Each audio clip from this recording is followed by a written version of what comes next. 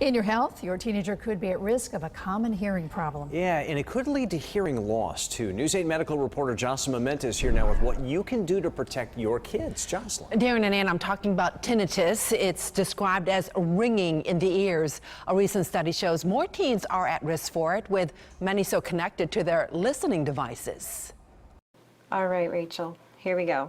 Get your teen tested if you suspect there's a problem with their hearing. Now I'm going to switch over to your left ear. In a recent survey in Brazil, teenagers were asked about a condition known as tinnitus that causes ringing or buzzing in the ears. This particular study looked at children between the ages of 11 and 17.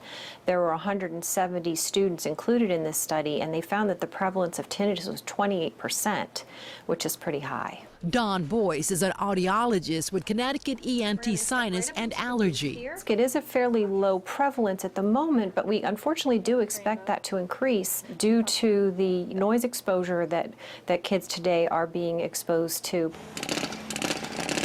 Long exposure to loud noise and cranked up personal listening devices can lead to tinnitus. It can affect sleep. It can affect the ability for them to concentrate and focus on what they need to do. The damage is done in the sensory hair cells located in the inner ear or cochlea.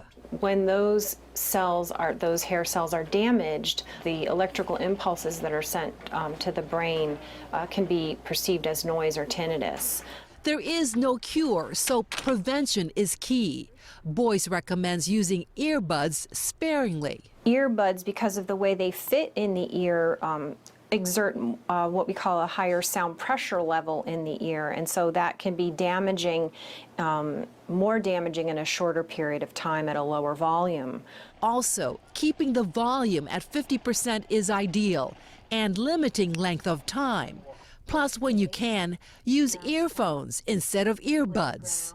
Treatment includes hearing instruments like this one that can mask the debilitating tinnitus sound. As they allow us to substitute another sound, a more pleasant sound, hopefully, and a sound that the patient can control for their tinnitus, and in the hopes that that kind of masks that tinnitus out and makes it less noticeable.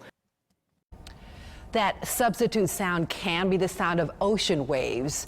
But what is especially concerning is that Dawn Boyce tells me her practice is seeing more teens coming in with hearing loss, not necessarily linked to tinnitus. Ann?